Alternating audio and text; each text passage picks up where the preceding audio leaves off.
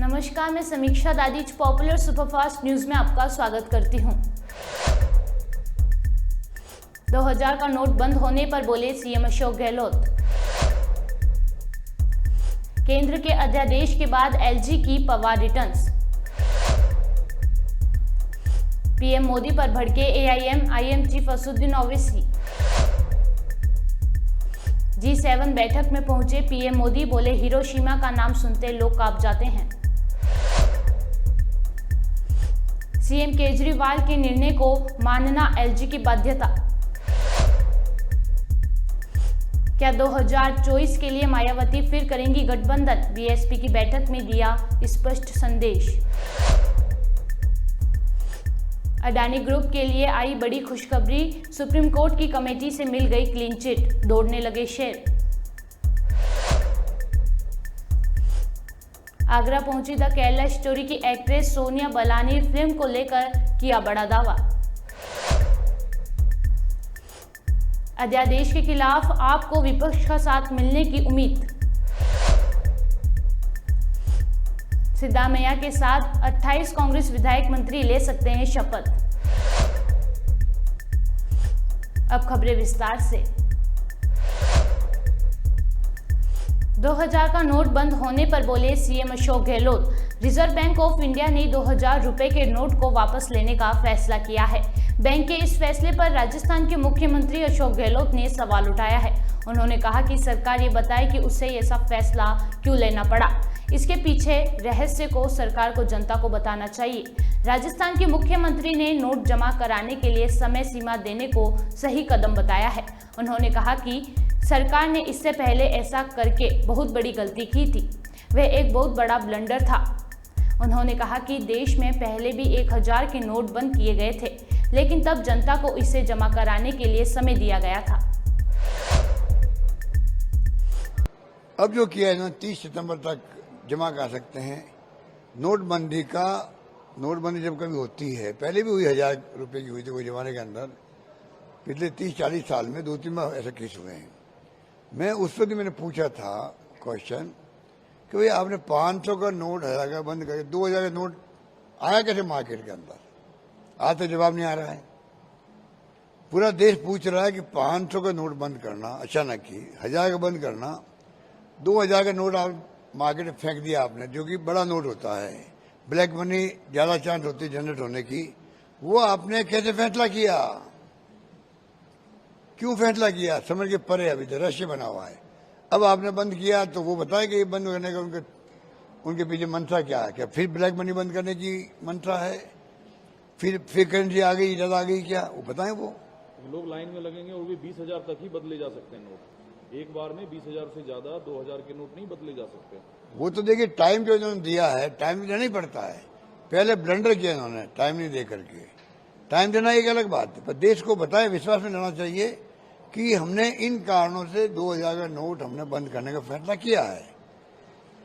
उनके पास मालूम, पिछली बार भी जो पैसा मार्केट में था, लगभग पूरा पैसा जमा हो गया आरबीआई के अंदर, आंकड़े ही हैं।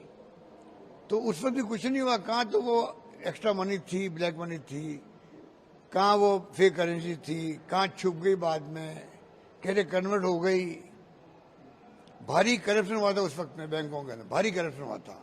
कोई सोच नहीं सकता उस ढंग का करप्शन होकर के आपके नोट अदला बदली हो गए, पुराने नोट जमा हुए, नए नोट मिल गए उनको।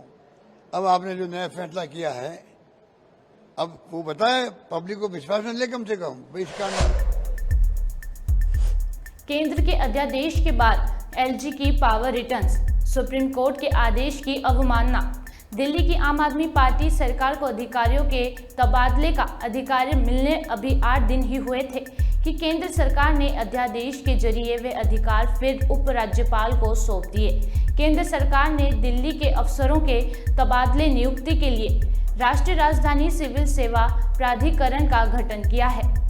मुख्यमंत्री प्राधिकरण के पदेन अध्यक्ष होंगे, जबकि दिल्ली के प्रधान गृह सचिव पदेन अध्यक्ष सचिव होंगे। मुख्य सचिव भी इसके सदस्य होंगे।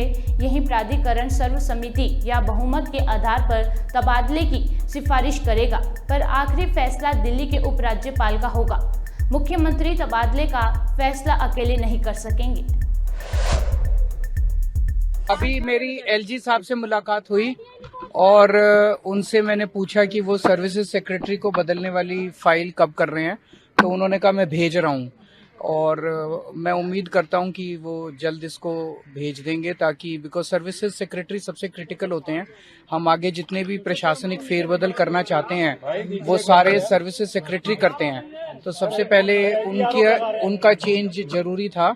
दूसरा, एक बहुत जबरदस्त चारों तरफ बात फैली हुई है, आप पत्रकारों से ही सुनने को मिल रहा है कि क्या केंद्र सरकार सुप्रीम कोर्ट के आदेश को खत्म करने के लिए या पलटने के लिए कोई ऑर्डिनेंस लेके आ रही है, अध्यादेश लेके आ रही है, ऐसा सुनने को मिल रहा है। मैं उम्मीद करता हूं कि ये सारी कोरी झूठी अफवाहें हैं और इनमें मैं उम्मीद करता हूं कि इनमें कोई सत्य नहीं है, क्योंकि अगर ऐसा करते हैं तो ये दिल्ली के लोगों के लिए, देश के लोगों के लिए बहुत बड़ा धोखा होगा। और खासकर सुप्रीम कोर्ट की कॉन्स्टिट्यूशन बेंच का ये जजमेंट है, कॉन्स्टिट्यूशन बेंच के जजमेंट का सबको सम्मान करना चाहिए। और बहुत सालों के बाद दिल्ली के लोगों को न्याय मिला है और दिल्ली के लोगों के चेहरे पे खुशी आई है। पीएम मोदी पर भड़के एआईएम चीफ असदुद्दीन ओवैसी। प्रधानमंत्री नरेंद्र मोदी 28 मई को नए संसद भवन का उद्घाटन करेंगे। जितनी चर्चा नए संसद भवन की है, उतनी ही चर्चा उसके उद्घाटन को लेकर हो रही है। उद्घाटन की तारीख को लेकर सोशल मीडिया पर चर्चा हो रही है। वहीं अब एआईएम चीफ और हैदराबाद के सांसद असदुद्दीन ओवैसी ने पीएम मोदी द्वारा उद्घाटन किए जाने पर ही सवाल खड़े कर दिए हैं। और वहीं राजस्थान के सीएम अशोक गहलोत बोले, कर्नाटक हार गए तभी नए संसद भवन का जल्दी कर रहे हैं उद्घाटन। चाहता है जो बदलाव की बाहर आई है कर्नाटक के अंदर, वो लगातार आगे बढ़ती जाए। राजस्थान, मध्य प्रदेश, छत्तीसगढ़ और उसके बाद में और भी राज्य भी हैं और केंद्र सरकार का भी चुनाव आएगा। बहुत हो चुका है। जो बर्बादी हो रही देश के अंदर, वो समझने वाले समझ रहे हैं। बर्बादी हो रही है,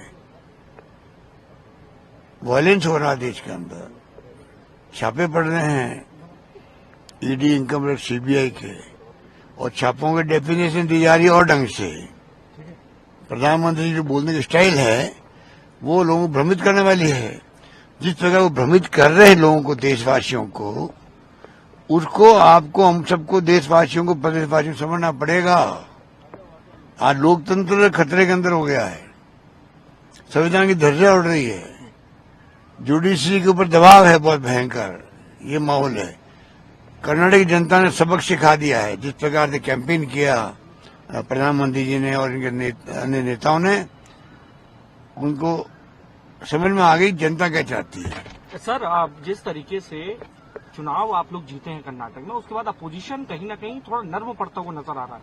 ममता बनर्जी भी शुभकामनाएं दे रही हैं, तो क्या 2024 के अंदर ये हम समझें कि अब अपोजिशन नरम पड़ेगा और कांग्रेस अपने ही मजबूती के साथ आगे मांग कर सकेगी, बार्गेनिंग बढ़ेगी कांग्रेस की? ये बातें अभी करने की है ही नहीं। जिस प्रकार सोनिया गांधी जी ने, जब वाजपेयी जी थे प्राइम मिनिस्टर, तब जो अप्रोच रखी थी उन्होंने, सोनिया जी ने खुद ने पहल करी थी, आपको याद होगा। सोनिया जी ने पहल करी, नेताओं से संपर्क किया, खुद जाके मिली, ऐसा माहौल बन गया कि फील गुड और इंडिया साइनिंग धरा रह गया और सरकार बन गई यूपी की। वही स्थिति वापस बन सकती है। पब्लिक का दबाव भी रहेगा विपक्ष पर, मेरा मानना है, क्योंकि पब्लिक भी चाहती कि एक हद हो गई है, अब आप विपक्ष वाले सब मिलकर चलो। ये बात की है कि कल क्या होगा, तो मैं समझता हूँ वैसे तो हाईकमांड तय करेगा, वर्किंग कमेटी तय करेगी। लेकिन सर, आप कह रहे हैं 24 में मोदी सरकार को हराएंगे, उधर प्रधानमंत्री जी नए संसद भवन का उद्घाटन करने जा रहे हैं, क्या संदेश देना चाहते हैं? वो मैसेज देने की राजनीति कर रहे हैं, देखिए सब कुछ ठीक है। हार इतनी भयंकर हुई है कर्नाटक के अंदर, इसलिए वो जल्दी उसका उद्घाटन कर रहे हैं, बताने के लिए कि सब कुछ ठीक ठाक है, और ठीक ठाक है नहीं। देखो शुरुआत क्या होगा, क्योंकि आपके एक नेता 2 कदम कांग्रेस के साथ है, 3 कदम कोई नेता नहीं। हम तो देखो बात सुनो, हमारा टारगेट है चुनाव जीतना, पब्लिक का दिल जीतना, पब्लिक माई बाप है, उनको विनोर कैसे करें, उसमें कोई कमी नहीं रख रहे हम लोग। भयंकर 5 बजट पेश किए बिना टैक्स के किए हैं, एक के बाद एक स्कीम ऐसी है जो कंट्री में कहीं नहीं है। राजस्थान अब मॉडल स्टेट बनता जा रहा है देश के अंदर। अभी आप हिंदू और मैंने देखा भी इंडियन एक्सप्रेस के जो आर्टिकल पढ़ता हूँ, हेल्थ में खास करके तो जिस रूप में वो उन्होंने खुद ने बताया कि जो स्कीम आ रही है राजस्थान, वेस्ट बंगाल, उड़ीसा, वो स्कीमें ऐसी आ रही है परमानेंट सोशल सिक्योरिटी की स्कीमें हैं। आज हालात बदल गए पूरी तरह से।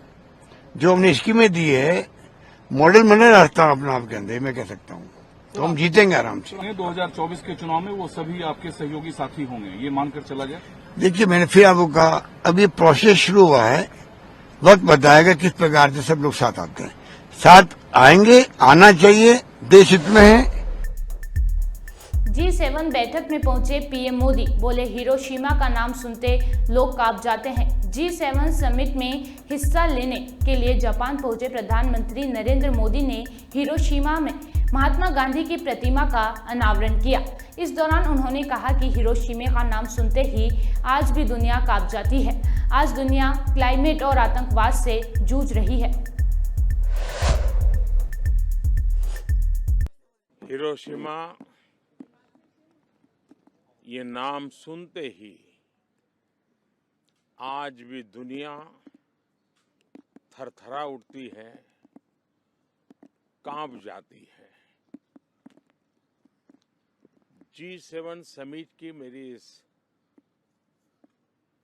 विजिट में मुझे सबसे पहले पूज्य महात्मा गांधी की प्रतिमा का अनावरण का सौभाग्य मिलना, ये अपने आप में एक बहुत ही बड़ा सुयोग है।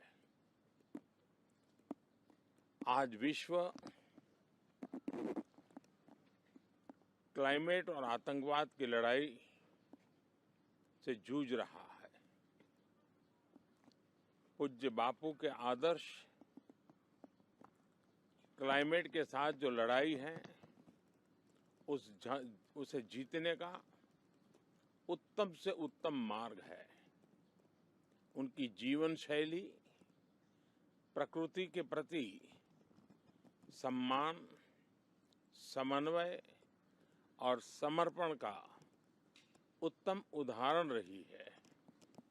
उसी प्रकार से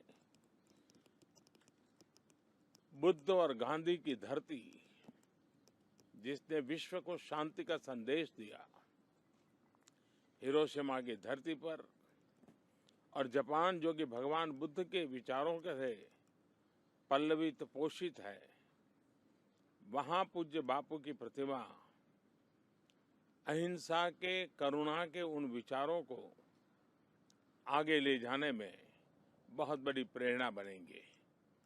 मेरे लिए खुशी की बात है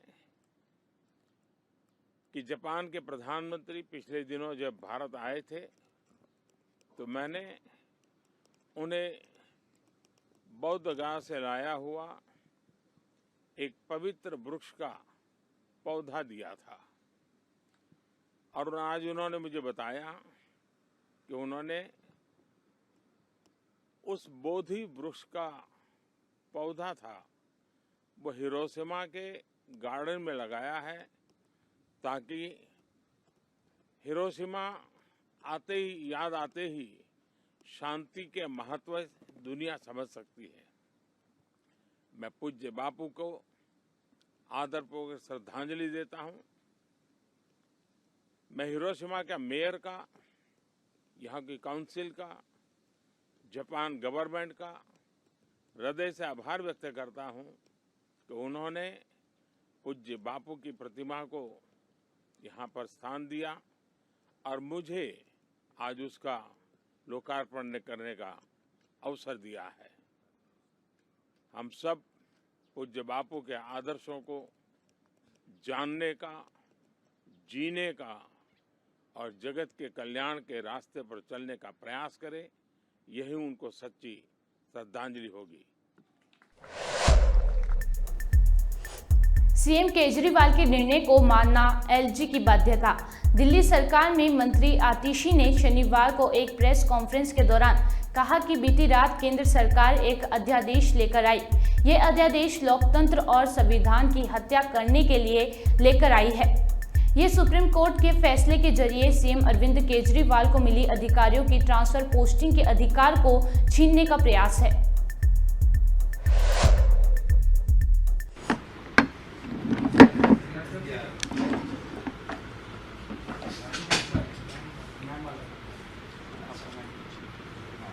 हाँ जी,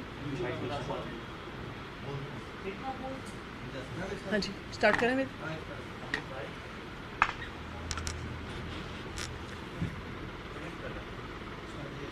कल रात को देर रात में केंद्र सरकार एक अध्यादेश लेकर आई, एक ऑर्डिनेंस लेकर आई। केंद्र सरकार लोकतंत्र की हत्या करने के लिए, संविधान की हत्या करने के लिए ये अध्यादेश लेकर आई है। क्या कहता है ये अध्यादेश? ये अध्यादेश कहता है कि जो ताकत दिल्ली की चुनी हुई सरकार को सुप्रीम कोर्ट की कॉन्स्टिट्यूशन बेंच ने, उच्चतम न्यायालय के संवैधानिक पीठ ने दिल्ली की चुनी हुई सरकार को दी, ये उस ताकत को गैर संवैधानिक तरीके से छीनने का प्रयास है। ये केंद्र सरकार का पहला ऐसा प्रयास नहीं है। 2015 में जब दिल्ली की जनता ने भारी बहुमत से अरविंद केजरीवाल को आम आदमी पार्टी की सरकार को जिताकर भेजा, 70 में से 67 सीट जिताकर भेजा, तो मोदी जी की सरकार ने, भारतीय जनता पार्टी की सरकार ने 3 महीने के अंदर अंदर एक गैर कानूनी नोटिफिकेशन इशू करके अरविंद केजरीवाल की सरकार की ताकत छीनने की कोशिश करी। मई 2015 में मोदी जी की सरकार ने एमएचए का एक नोटिफिकेशन इशू किया कि केजरीवाल सरकार के पास सर्विसेज की ताकत नहीं है, उनके पास अफसरों की ट्रांसफर पोस्टिंग की ताकत नहीं है, उनको भ्रष्ट अफसरों पर एक्शन लेने की ताकत नहीं है, उन्हें इनएफिशिएंट अफसरों को हटाने की ताकत नहीं है। ये ताकत केंद्र सरकार के पास है।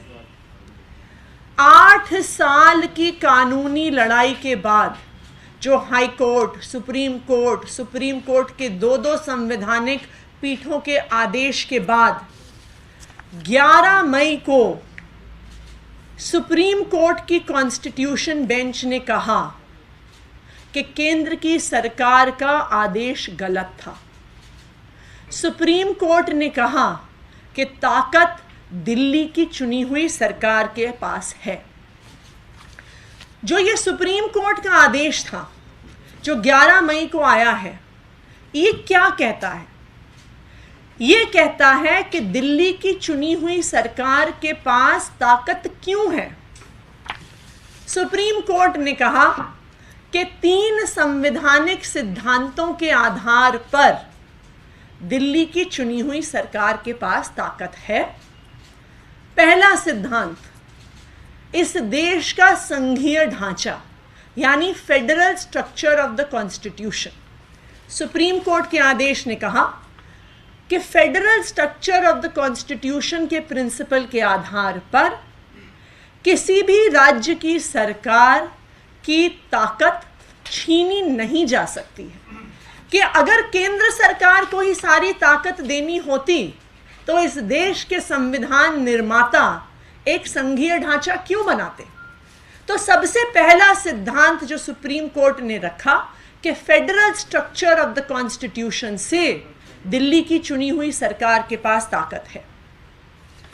दूसरा सिद्धांत, सुप्रीम कोर्ट की संवैधानिक पीठ ने कहा कि दिल्ली की चुनी हुई सरकार के पास लोकतंत्र के सिद्धांत के आधार पर ताकत है कि अगर संविधान ने आर्टिकल 239AA के तहत दिल्ली में एक चुनी हुई सरकार बनाई है, दिल्ली में एक लेजिस्लेटिव असेंबली बनाई है, तो लोकतंत्र के सिद्धांत के आधार पर दिल्ली की चुनी हुई सरकार के पास ताकत है कि जिस जनता ने उसको वोट दिया है, विल ऑफ द पीपल को इंप्लीमेंट करना उस चुनी हुई सरकार का अधिकार है।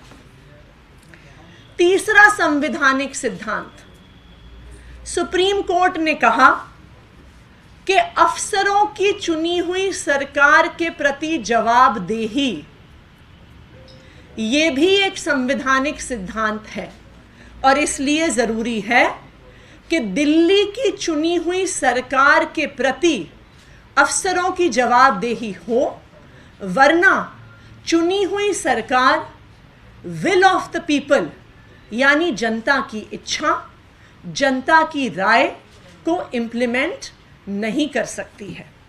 तो सुप्रीम कोर्ट की संवैधानिक पीठ ने ये 3 सिद्धांतों के आधार पर, 3 संवैधानिक सिद्धांतों के आधार पर ये कहा कि दिल्ली की चुनी हुई सरकार के पास पूरी ताकत है। किस चीज की ताकत है? अफसरों की जवाबदेही की ताकत है, अफसरों की ट्रांसफर पोस्टिंग की ताकत है, भ्रष्ट अफसरों पर एक्शन लेने की ताकत है। सुप्रीम कोर्ट के इस आदेश का मतलब क्या हुआ, जिसे कहते हैं इन अ नटशेल, सुप्रीम कोर्ट के आदेश का मतलब ये हुआ कि अगर दिल्ली की जनता ने अरविंद केजरीवाल को चुन के भेजा है तो निर्णय लेने की ताकत अरविंद केजरीवाल के पास है, ये देश का संविधान कहता है। 3 विषयों को छोड़कर, लैंड, लॉ एंड ऑर्डर और पुलिस को छोड़कर, निर्णय लेने की सारी ताकत अरविंद केजरीवाल के पास है और एलजी साहब की बाध्यता है इन 3 विषयों के अलावा चुनी हुई सरकार के, अरविंद केजरीवाल के हर निर्णय को मानना। ये लोकतंत्र है। लेकिन केंद्र की सरकार से ये सहन नहीं हुआ, भारतीय जनता पार्टी से ये सहन नहीं हुआ और देश के प्रधानमंत्री नरेंद्र मोदी जी से ये सहन नहीं हुआ कि अरविंद केजरीवाल को सुप्रीम कोर्ट ने ताकत दे दी, कि अरविंद केजरीवाल को 10 गुना स्पीड पे काम करने की ताकत मिल गई। मोदी जी की तो रातों की नींद उड़ गई।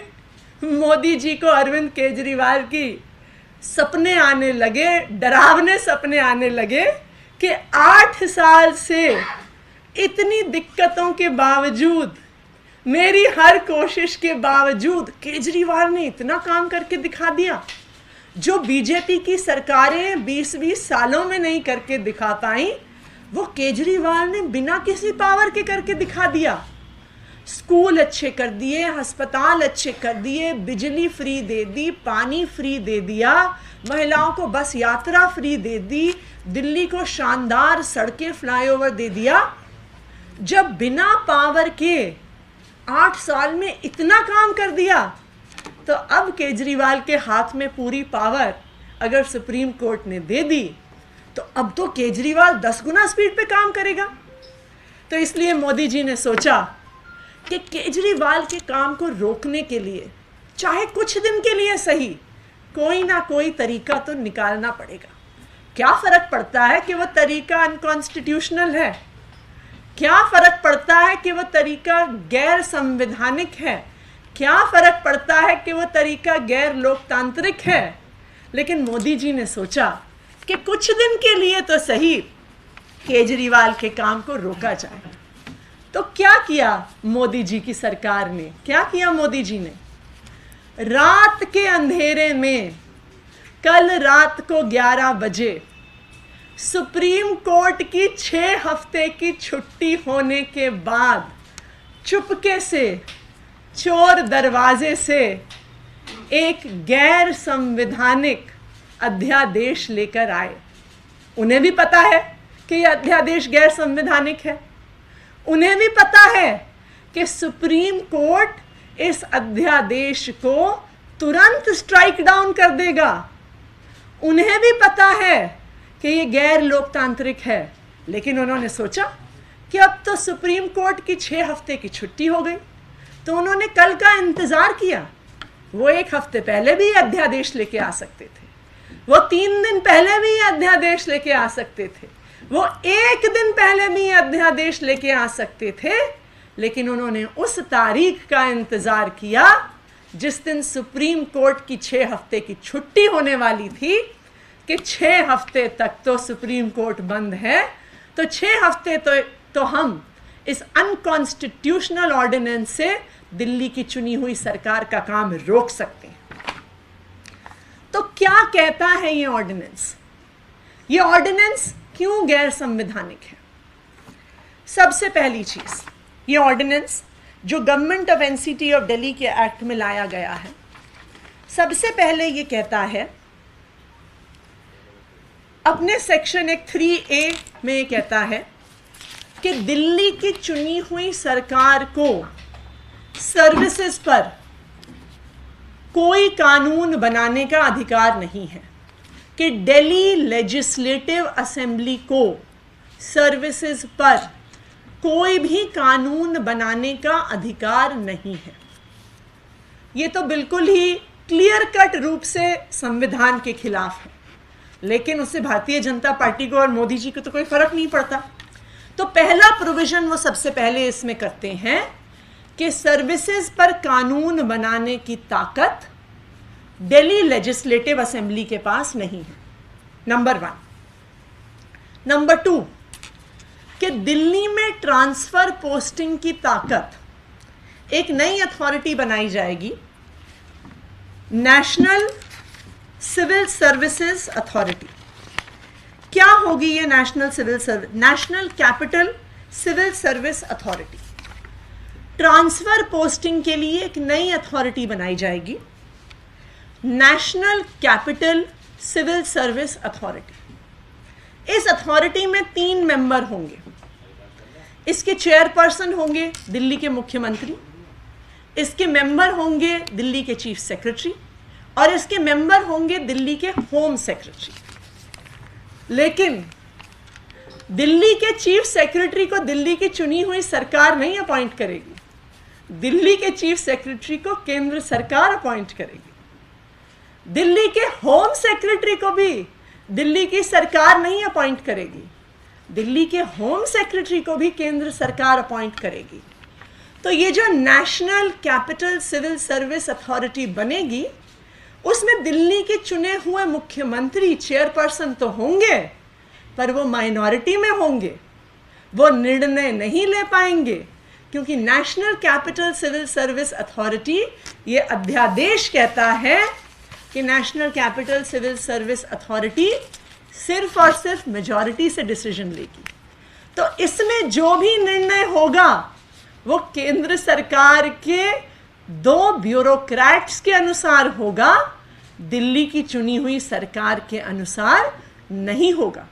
और ना सिर्फ इतना, अगर गलती से इस नेशनल सिविल सर्विस अथॉरिटी ने कोई ऐसा निर्णय ले लिया जो केंद्र सरकार को पसंद नहीं है, तो उस निर्णय को पलटने का अधिकार लेफ्टिनेंट गवर्नर के पास होगा।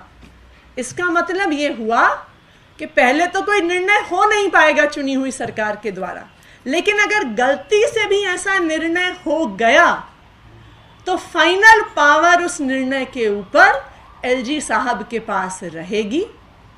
यानी दिल्ली सरकार में अफसरों की पावर, चुनने की पावर, ट्रांसफर पोस्टिंग की पावर, भ्रष्ट अफसरों पे एक्शन लेने की पावर दिल्ली की चुनी हुई सरकार के पास नहीं रहेगी, केंद्र सरकार के पास रहेगी।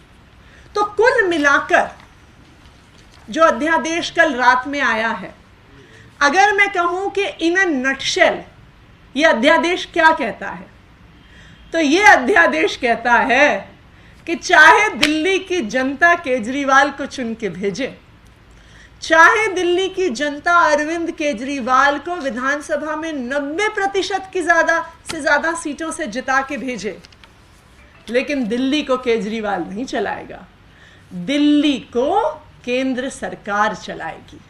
ये कहता है ये अध्यादेश जो रात के अंधेरे में कल केंद्र सरकार लेकर आई। तो ये जो अध्यादेश 19 मई को यानी कल रात को आया, क्या ये अध्यादेश केंद्र सरकार ला सकती थी? क्या ये अध्यादेश संवैधानिक है? मैं आपको ये स्पष्ट तौर पे बताना चाहती हूं कि ऐसा अध्यादेश लाने की ताकत केंद्र सरकार के पास नहीं है। संविधान के अनुसार, और इसको बहुत क्लियर कट तरीके से सुप्रीम कोर्ट ने अपने आदेश में ये कहा है,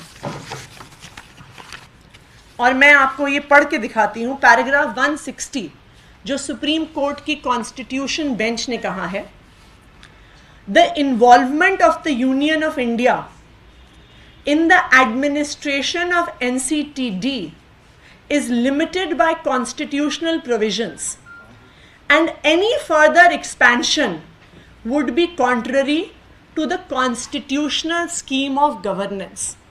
इसका क्या मतलब है? इसका मतलब ये है कि जब सुप्रीम कोर्ट ये आदेश लिख रहा था, उनको शक था कि केंद्र सरकार कोशिश करेगी कि वो गैर कानूनी तरीके से दिल्ली सरकार की ताकत को कम करे, और इसीलिए सुप्रीम कोर्ट ने अपने आदेश में इस रास्ते को बंद कर दिया है और कह दिया है कि any expansion of power of the union of India would be contrary to the constitutional scheme of governance. तो इससे ये बिल्कुल साफ है कि जो अध्यादेश आया है वो गैर संवैधानिक है, गैर लोकतांत्रिक है। लेकिन ये अध्यादेश एक चीज तो दिखा देता है कि मोदी जी को अरविंद केजरीवाल से डर बहुत लगता है। मैं कई बार ये सोचती हूं कि दिल्ली इतना छोटा सा राज्य, आप अगर भारत के नक्शे पे देखने जाइए तो दिल्ली दिखता भी नहीं है। तो दिल्ली को ढूंढना भारत के नक्शे पे बहुत मुश्किल होता है। इतना छोटा सा राज्य, उसमें भी आधी सरकार, जिसके पास लैंड, लॉ एंड ऑर्डर और पुलिस की ताकत नहीं है। इतनी सी सरकार की अगर ताकत को मोदी जी हर संभव गैर कानूनी, गैर संवैधानिक तरीके से खत्म करना चाहते हैं, तो उसका तो एक ही कारण है कि मोदी जी को अरविंद केजरीवाल से डर लगता है। मोदी जी को पता है कि अगर अरविंद केजरीवाल को पूरी ताकत मिल जाए, चाहे 6 महीने के लिए मिल जाए, तो अरविंद केजरीवाल की सरकार जो चमत्कार करके दिखाएगी वो पूरे देश को दिखा देगा कि एक सरकार की ताकत क्या होती है, लोकतंत्र की ताकत क्या होती है, ईमानदार राजनीति की ताकत क्या होती है। लेकिन मोदी जी, जो संविधान बाबा साहब अंबेडकर ने बनाया है, उस संविधान में बहुत ताकत है। उस संविधान ने एक लोकतांत्रिक सरकार बनाई है। उस संविधान ने एक संघीय ढांचा बनाया है। उस संविधान ने अफसरों को चुनी हुई सरकार के अधीन बनाया है, क्योंकि आखिरकार इस संविधान ने, बाबा साहब अंबेडकर के संविधान ने जनता को ताकत दी है। हो सकता है कि 6 हफ्ते के लिए आप अपने इस गैर संवैधानिक अध्यादेश से 6 हफ्ते के लिए, 8 हफ्ते के लिए, 12 हफ्ते के लिए, जब तक सुप्रीम कोर्ट इसे स्ट्राइक डाउन नहीं करता है, आप अरविंद केजरीवाल के काम को रोक सकें। लेकिन आप ये याद रखिएगा कि अरविंद केजरीवाल को ताकत दिल्ली की जनता ने दी है, बाबा साहब अंबेडकर के संविधान ने दी है। आप उस ताकत को नहीं ले सकते। क्या 2024 के लिए मायावती फिर करेंगी गठबंधन? बीएसपी की बैठक में दिया संदेश। उत्तर प्रदेश में निकाय चुनाव के नतीजों से बीजेपी के विरोधियों को झटका लगा है। हालांकि विपक्ष कर्नाटक में बीजेपी की हार को अपनी सफलता मान रहा है। कर्नाटक में कांग्रेस की जीत के बाद बीजेपी के कई विरोधियों के सुर बदले हुए नजर आ रहे हैं। वहीं कांग्रेस ने भी बीजेपी के विरोधियों के प्रति अब नरम रुख दिखाना शुरू कर दिया है।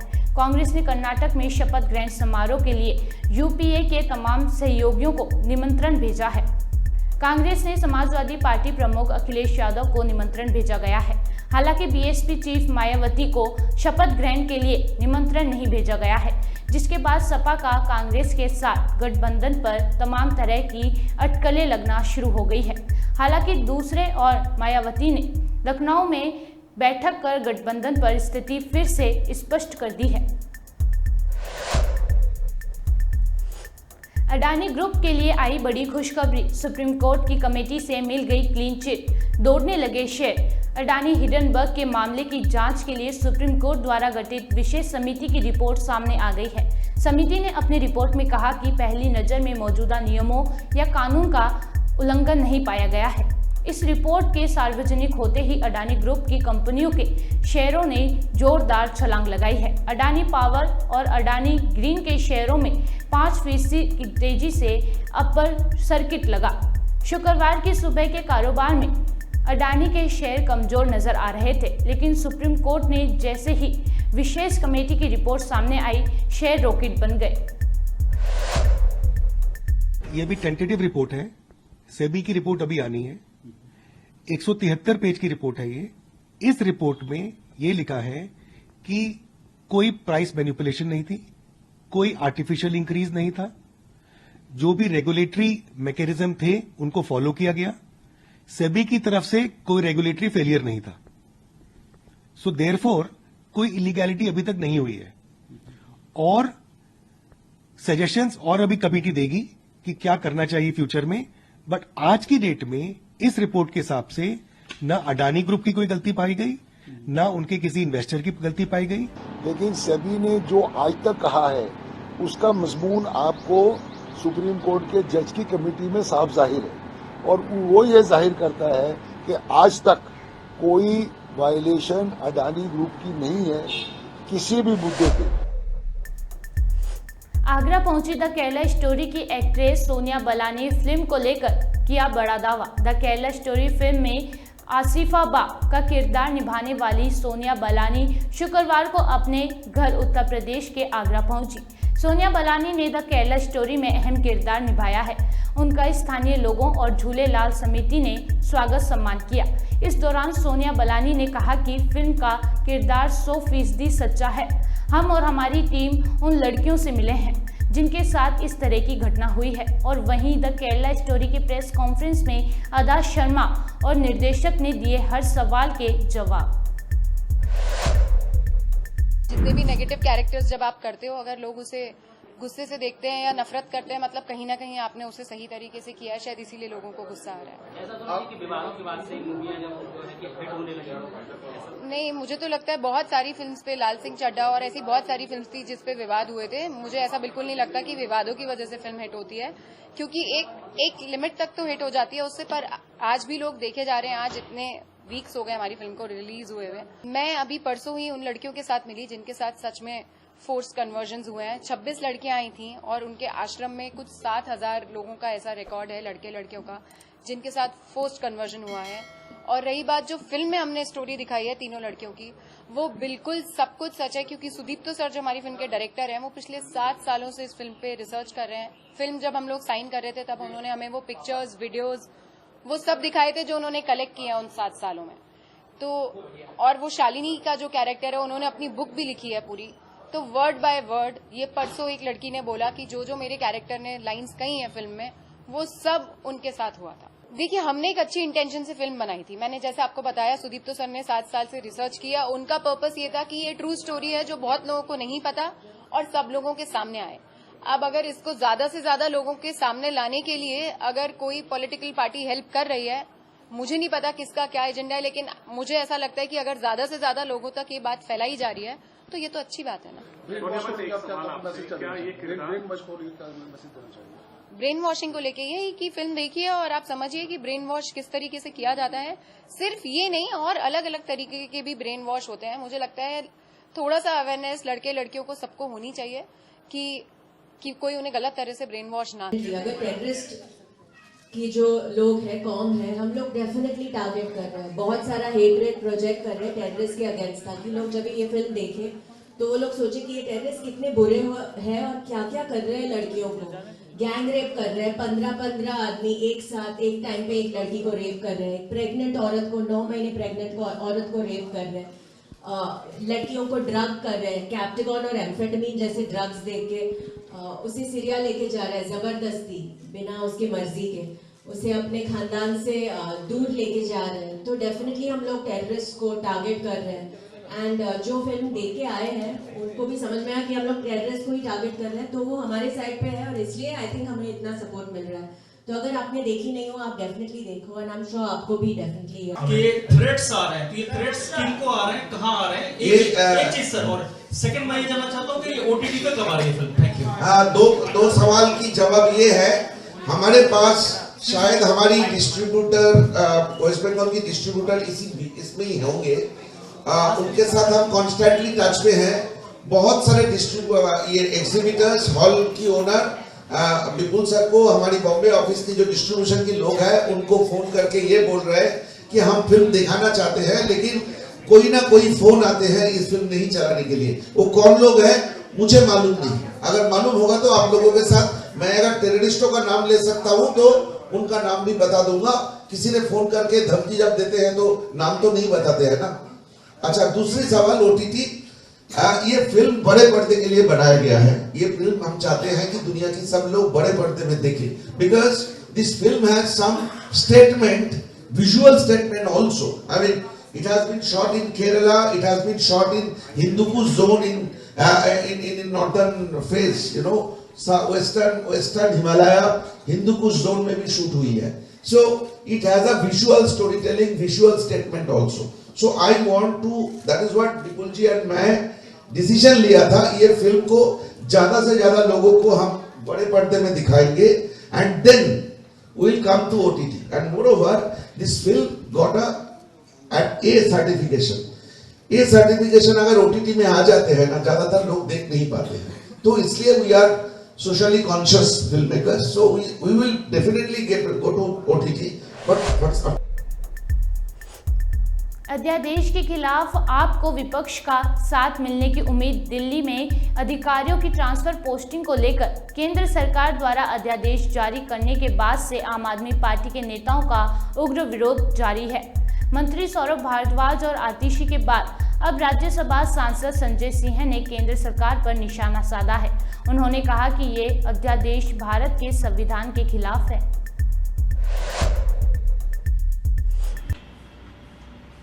उस लोकप्रिय नेता अरविंद केजरीवाल से इतने डरे हुए, इतने भयभीत हैं कि उनका एक ही मकसद है, कुछ भी हो जाए इस सरकार को चलने नहीं देना है। कुछ भी हो जाए, अरविंद केजरीवाल को दिल्ली की 2 करोड़ जनता के हितों में काम नहीं करने देना है।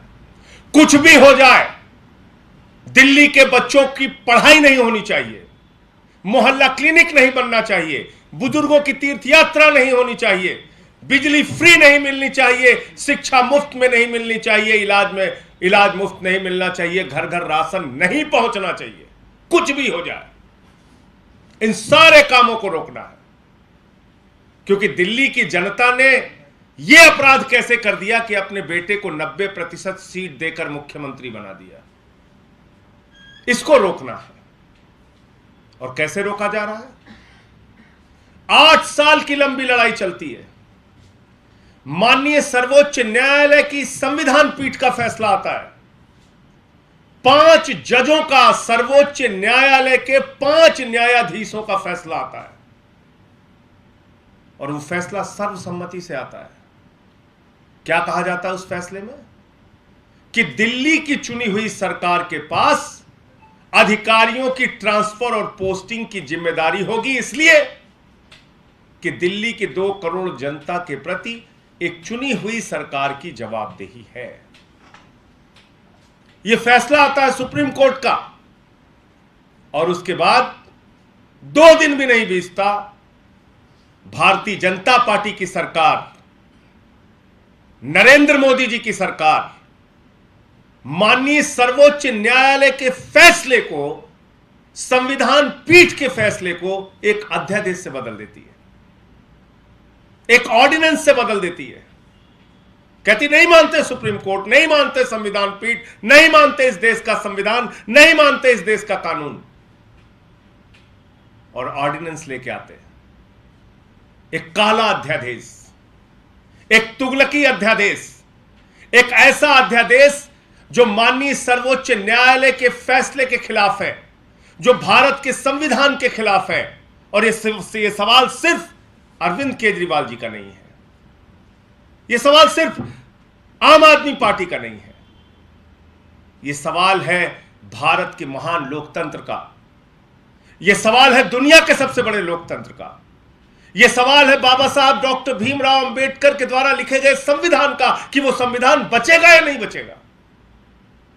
ये सवाल है देश की सर्वोच्च न्यायालय का कि उस न्यायालय की प्रतिष्ठा, उसके अधिकार और उसके आदेश बचेंगे या नहीं बचेंगे। ये तो आपातकाल की स्थिति है, जब न्यायालय का फैसला आप पलट दे रहे हैं। ये तो आपातकाल की स्थिति है कि जो आप चाह रहे कर रहे हैं।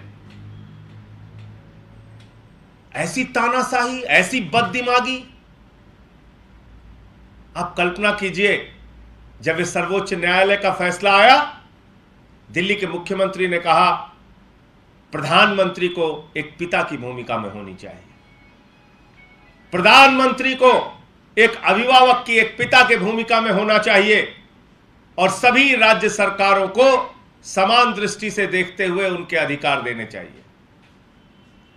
लेकिन यहां मैं ये कहना चाहूंगा कि अगर एक पिता अपने बच्चे की बर्बादी पर तुला हो, एक पिता अपने बच्चे के लोकतंत्र का गला घोटने पर तुला हो, एक पिता अगर संविधान का गला घोटने पर तुला हो, और एक पिता एक चुनी हुई सरकार को मारने पर जुट जाए, तो देश की स्थिति क्या होगी ये समझा जा सकता है।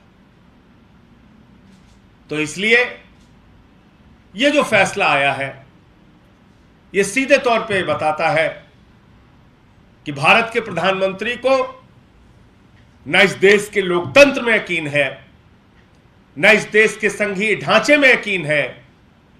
भारत के प्रधानमंत्री को न इस देश के चुनी हुई सरकारों में और जनता की सुविधाएं देने में यकीन है, और ना ही भारत के सर्वोच्च न्यायालय और संविधान में यकीन है।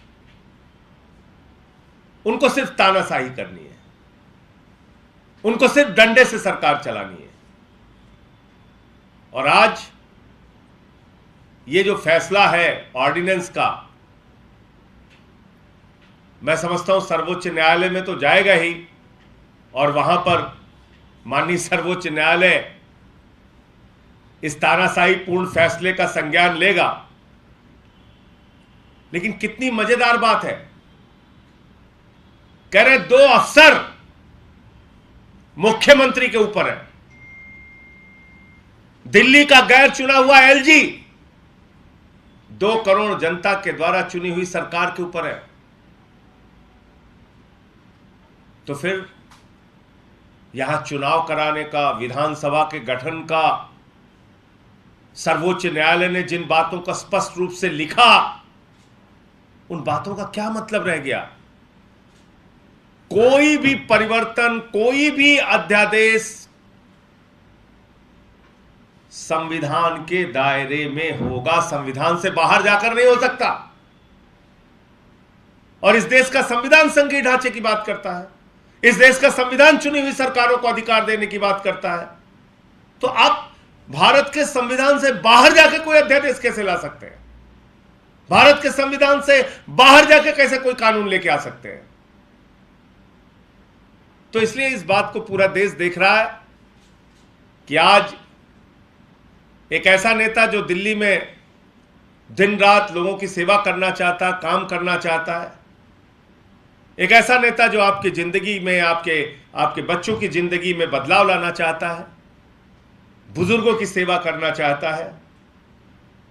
आप सोचिए, एक संवेदनशीलता का उदाहरण कि एक मुख्यमंत्री ने एक वीडियो देखा जिसमें महिलाओं के लिए बस नहीं रोकी जा रही थी, उस कंडक्टर के खिलाफ 2 मिनट के अंदर कार्रवाई करते हैं।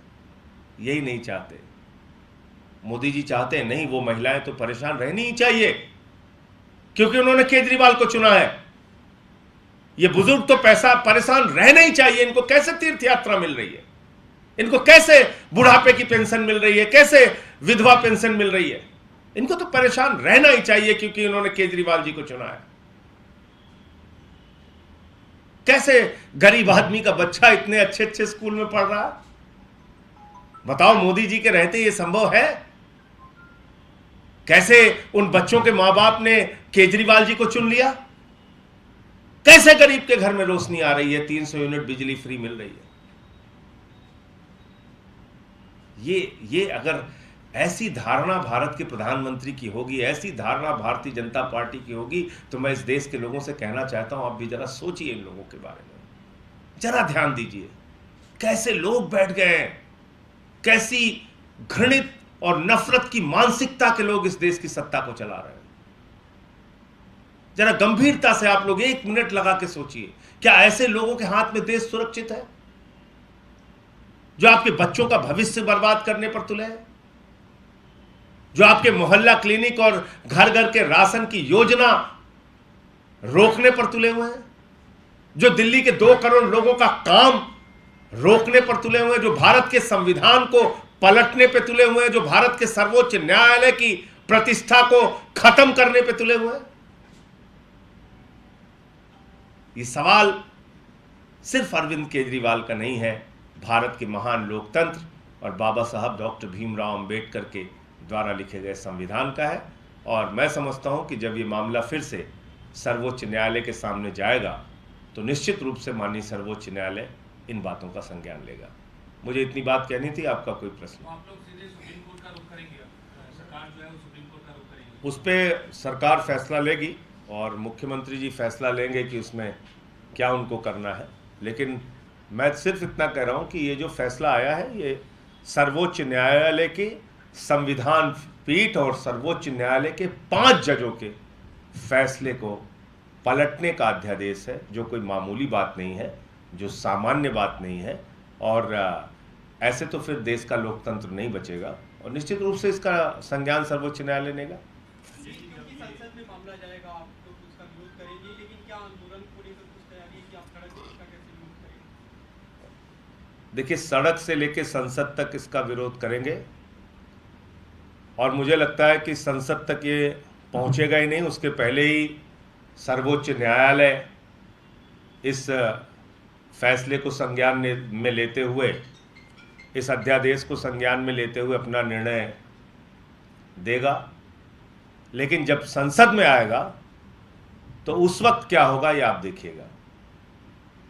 मैं समझता हूं कि संपूर्ण विपक्ष भारतीय जनता पार्टी को छोड़कर इस मामले में दिल्ली सरकार के साथ और केजरीवाल जी के साथ और दिल्ली की जनता के साथ खड़ा होगा, ऐसा मैं मानता हूं और ऐसी मैं उम्मीद करता हूं। लेकिन संजय, जब ये फैसला आया था सुप्रीम कोर्ट का, तभी से बीजेपी के नेता ये कहने लगे थे कि इसको लेकर कानून लाया जा सकता है।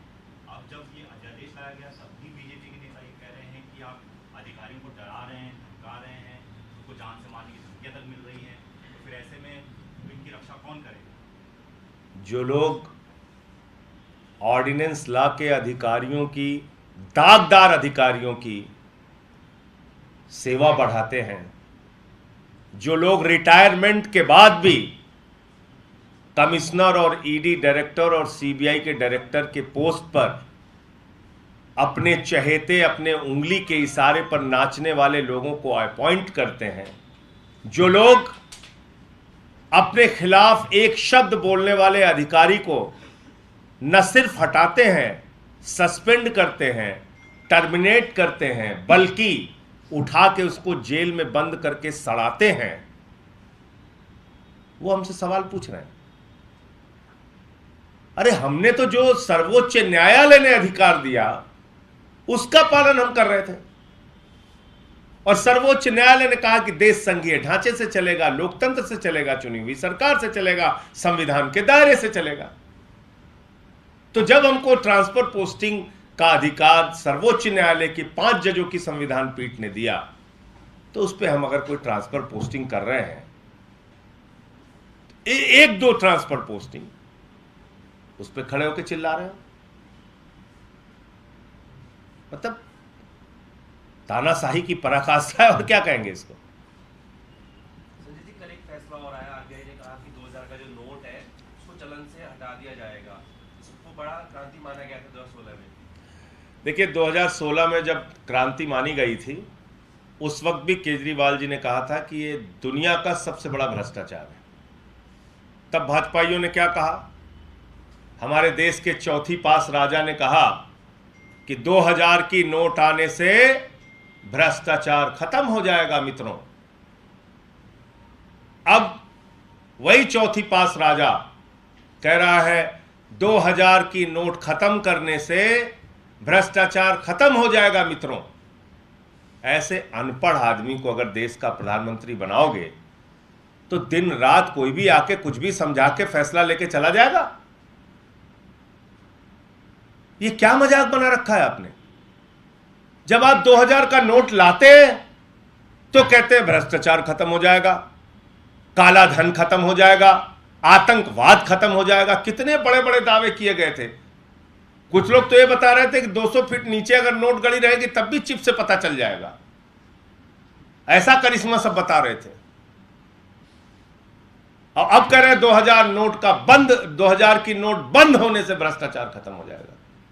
इस देश की जनता को मूर्ख समझ रखा है क्या भाई। इंटायर पॉलिटिकल साइंस की तुम्हारी डिग्री हो सकती है, उस डिग्री का पता ना चले ये भी हो सकता है, लेकिन देश का बेड़ा गर्क मत करो, देश को ऐसी मुसीबत में मत डालो। अब होगा क्या। मोदी जी कह रहे हैं मित्रों, जितना घर में 2-2 हजार का नोट रखे हो सब हमारे बैंक में जमा कर दीजिए। हमारा मित्र जो है अडानी, वो लाखों करोड़ के घाटे में चल रहा है, उसको बैंक से उठा के कर्जा देना है। यही है और क्या है। मित्रों, जितना 2000 का नोट रखे हो किसान भाइयों, माताओं, बहनों, बुजुर्गों, नौजवान साथियों, सब 2-2 हजार का नोट बैंक खाली कर दिया है अडानी ने, वहां पे जमा कर दीजिए। हम उठा के फिर 2-2 हजार का नोट उसको कर्जा में देना है। यही है और क्या मतलब है इसका। अडानी ने हिंदुस्तान का लाखों करोड़ रुपए बैंकों का चाट लिया है, खा लिया है, खत्म कर दिया है। 2.5 लाख करोड़ रुपए LIC में निवेशकों का डूबा है। 2.5 लाख करोड़ रुपए जीरो लगाते लगाते थक जाएंगे आप। 11 लाख करोड़ रुपए भारत के प्रधानमंत्री ने चंद्र पूंजीपतियों का माफ किया है। 3.5 लाख करोड़ रुपए हेयर कट के नाम पे चंद पूंजीपतियों का माफ किया है। और अब कह रहे हैं जितना घर में 2-2 हजार का नोट है सब बैंक में जमा करो, उठा के अडानी को देना है, क्योंकि हमारा दोस्त घाटे में कैसे रह सकता है हमारे रहते हुए। ये मकसद है और क्या है। तो ऐसा अनपढ़, मूर्ख, गैर पढ़ा लिखा आदमी अगर देश का प्रधानमंत्री होगा, कब क्या करेगा आपको पता नहीं चलेगा। एक बंदर के अस्तूरे की कहानी मैंने बचपन में सुनी थी। वो पहले राइट में अस्तूरा मारता है, फिर लेफ्ट में अस्तूरा मारता है, फिर सीधे अस्तूरा मार लेता है। तो बंदर के हाथ में अस्तूरे वाली कहानी है, सीधे मार लिया उन्होंने। बहुत धन्यवाद आपका।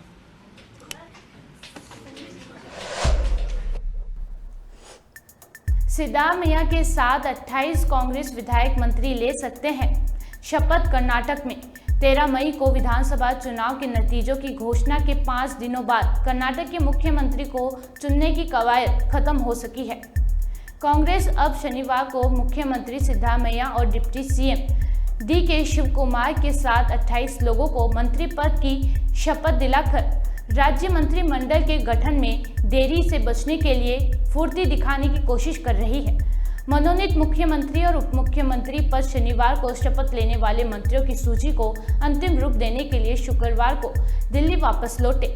अखिल भारतीय कांग्रेस कमेटी के महासचिव KC वेणुगोपाल ने कहा था कि मंत्रियों के एक समूह के साथ सीएम और डिप्टी सीएम शपथ लेंगे।